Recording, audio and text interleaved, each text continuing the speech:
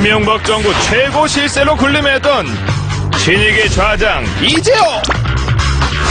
대우나 전도사로 MB정부 탄생에 혁혁한 공을 세웠던 그가 대헌전도사가 되어 돌아왔다. 박근혜 후보의 4년 중임제는 장기 집권에 불과하다면서 분권형 대통령제 공약을 촉구하고 나선 이재호 의원. 연일 박근혜 후보에게 각을 세우며 선대위 참여 요청을 거부하고 있는 그의 진짜 속마음은 무엇일까?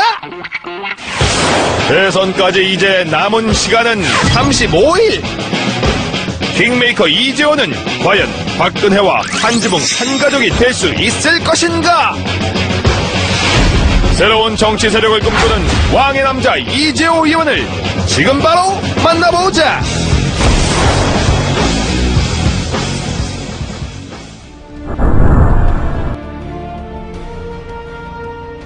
지금 대선 전국의 그 큰 국가적 이슈, 이게 없지 않습니까? 네. 이제 이명박 정부가 끝나면 과거 이제 군사 독재에서 문민정부로 끝나는 한 시기가, 그러니까 김영삼 대통령, 김대중 대통령, 노무현 대통령, 이명박 대통령. 그러면 한 20년이라는 한 이제 시대가 이제 가지 않습니까? 네. 문민화되고 난 다음에. 그러면 여기에서부터 새로운 시대를 준비해야 되거든요. 네. 대선 후보들이 중요한 거는 한 시대를 마감하고 다음 시대로 넘어가는 국가적 큰 그림을 어떻게 그릴 것이냐. 네. 그것이 국가와 국민들에게 어떤 영향을 미칠 것이냐. 이 이야기를 해야 되는데 그 이야기에서 제가 몇 년 전부터 다음 시대는 개헌이고 네. 개헌의 방향은 분권이다. 지금까지 우리나라가 권력의 문화가 지배해왔잖아요. 네.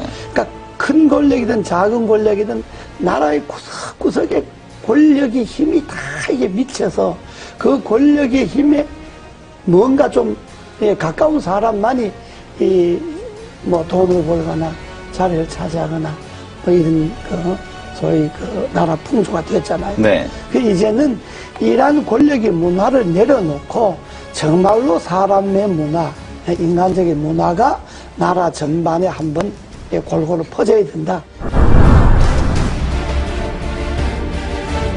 그렇게 하려면 제일 중요한 게 우리나라에서 권력을 제일 많이 갖고 있는 사람이 대통령이잖아요. 네. 그러면 대통령부터 권력을 내려놓는 분권을 하는. 네. 그래서 대통령과 국회가 즉 행정부와 입법부가 분권을 하고 중앙정부가 지방정부가 분권을 하고 또 행정, 입법, 사법 이 3권에 있어서도 다시 한번 시대에 맞게끔 분권을 하는 그런 분권형 개헌이 이 시대의 정치개혁의 핵심이다. 분권을 하다 보면 4년 갖고는 정책이 연관성이 없어질 수 있으니까 한번 중임하는 게 좋다는 거고 분권을 하지 않고 4년 중임하자고 하는 거는 임기 연장에 불과한 거죠. 네. 정권 연장하거나 장가면 장기 집권하겠다는 것밖에 안 되니까 네. 그건 지난날에 우리 역사가 말하잖아요. 때문에 그냥 이 권력 이대로 4년 중임제 하자고 하는 거는 매우 위험한 발상이다. 이것이 지금 시대의 분권의 핵심이고 시대 정치개혁의 본질입니다. 여기에 한 정치인의 가치와 철학, 시대에 대한 안목, 미래에 대한 예견 이런 것들이 들어가서 분권형 개헌이 선진국으로 가고 대한민국 위상을 지킬 수 있는 길이다라고 하는 이 안목에서 출발해야지 단순히 권력을 잡기 위해서 이런 말을 하면 표가 좀 더 올 거다 덜 올 거다 이 생각을 해갖고 후보들이 이야기하는 건 안 되죠. 저는 뭐 개헌에 대한 분권형 개헌에 대해서 제일 좋기는 취임하고 1년 안에 하겠다든지 이런 확실한 공약이 제일 필요하지만은 그러니까 그거는 또 저 생각일 수가 있으니까 또 그렇게 생각하지 않는 사람일 수도 있으니까 일단 분권형 개헌을 비롯해서 취임 1년 안에 나라의 바람직한 방향으로 개헌을 하는데 이 시대의 흐름이 나눔이잖아요. 경제도 민주화하자 그러면서 왜 권력을 민주화 안 합니까?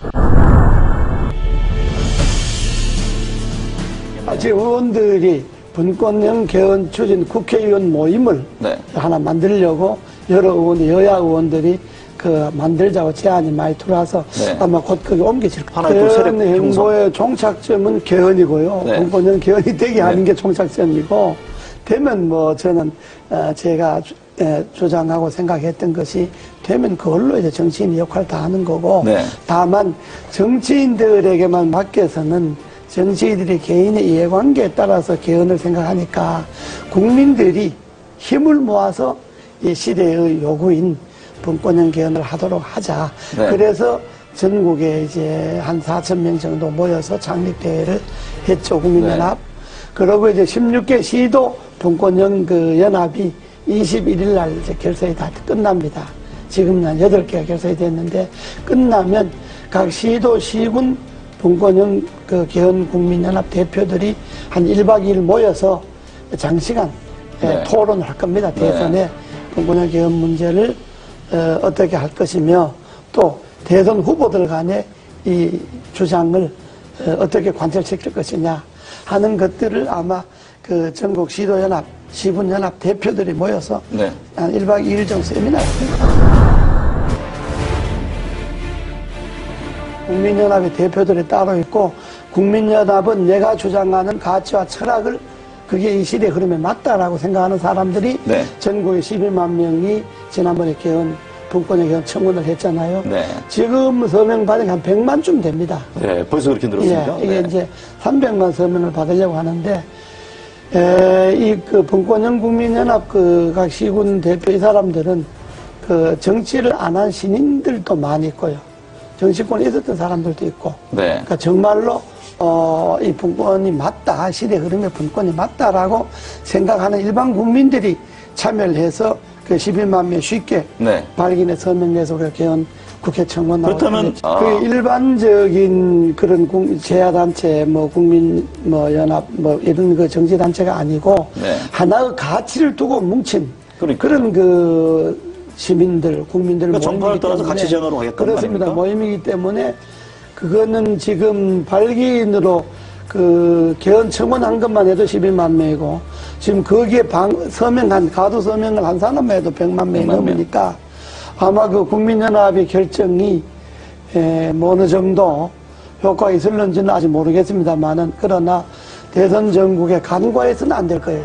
서명한 회원들 100만 명 중에 앞으로 300만 명 서명을 받을 계획인데, 다 안 된다 하더라도 서명한 사람 중 3분의 1만 어느 한 곳으로 표가 간다면 대단하죠. 영향을 미칠 수가 있죠. 네. 예. 아직까지 이제 그 가치에 제일 중요한 게 분권형 개헌이잖아요. 네. 그러니까 분권형 개헌 전에 분권이라는 데한 인식. 그렇죠. 지금의 시대는 나눔의 시대다. 나누고 남을 배려하고 양보하고 이런 시대인데, 지금 권력을 잡겠다는 건 그것하고 역행하잖아요. 나눈 것도 독점하고 남을 배려하고 존중하는 것도 자기들에게 필요한 것만 배려가 존중이고, 쉽게 말하면 당 안에서는 대통합도 안 되고 당 안에서는 민주화도 안 되는데, 당 밖에 가서 대통합하고 민주화한다고 하면 그 진정성을 국민들이 어떻게 이해하겠느냐. 이런 점에 볼 때 가치관이, 철학이 같지 않구나. 선거를 앞둔 사람들이니까 여당 후보든 야당 후보든 후보 개인들에 대해서야 이렇고 저렇고 비판할 생각이 전혀 없습니다. 그러나 한 나라의 후보라고 하는 것은 여당 후보든 야당 후보든 지금 정책 발표 하잖아요. 한마디로 그 후보들의 정책 발표주에 공모하기에 진정성이 없는 게 검찰 개혁 같은 게 있잖아요. 네. 검찰 개혁도 우리 헌법에 보면, 헌법 12조인가에 보면요, 영장 청구를 검사만 하게 되어 있습니다. 그렇죠. 이게 검찰이 기소 독점으로 이어지잖아요. 네. 이게 전 세계 우리나라밖에 없습니다. 그럼 이 헌법 조항을 그대로 두고 어떻게 검찰 개혁이 가능합니까? 영장은 수사를 할 수 있는 기관이 청구하도록 하고 발부는 법원에서 하도록 한다는 이 조항이 개헌되지 않고 그 개헌을 그대로 놔두고 어떻게 검찰 개혁을 할 수가 있겠습니까? 지방분권이 문제잖아요. 네. 지방분권도 지금 헌법에는 뭐가 되어 있느냐 그러면 지방자치단체는 선임하게 돼 있어요, 헌법에. 그 선출해서 임명한다는 이야기거든요. 선임하게 돼 있으니까 지방 분권이 안 되는 거예요. 네. 그러니까 헌법을 그대로 이 권력 중심의 제왕적 권력의 헌법을 그대로 두고 뭘 쇄신하겠다, 개혁하겠다 하니까 제가 볼 때는 그게 다 이게 잘못된 거다. 그래서 네. 제가 언제 표현도 좀 과했습니다만은 알면 없고 축제에만 늘어났다는 그렇죠. 이야기가 정치개혁의 핵심인 개헌에 손을 안 대고 권력 분점에 손을 안 대고 그 헌법을 그대로 두고 거기에 가지만 책임 총리제나 정부 통령제도 그렇습니다.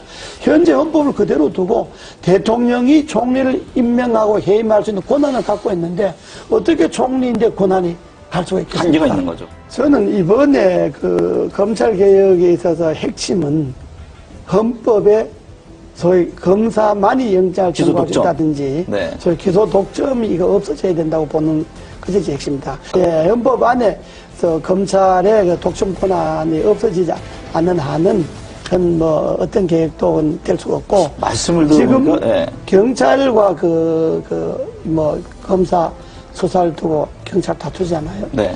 저는 검찰이 자기 식구가 부패와 부정이 있어서 수사를 경찰이 먼저 하겠다 그러면 경찰이 하는 걸 보고 경찰이 수사를 잘 못했다든지 기소를 하려고 경찰에서 넘어온 것을 조사해 보니까 부정한 게 많다든지 이럴 때 검찰이 나서서 조사한다면 옳은데 경찰이 조사한다는 건데 그걸 마치 뺏어가듯이 뺏어가서 검찰이 자기 식구 조사하겠다 그러면 국민들이 그다 자기 지금까지 관행으로 봐서 검찰이 검사 조사한다는 것에 대해서 진정성을 믿겠습니까? 그러니까 그거는 경찰이 조사하는 건 경찰이 조사하도록 놔두고 네. 경찰 조사 결과가 미흡하다. 그러면 검찰이 손을 대야죠.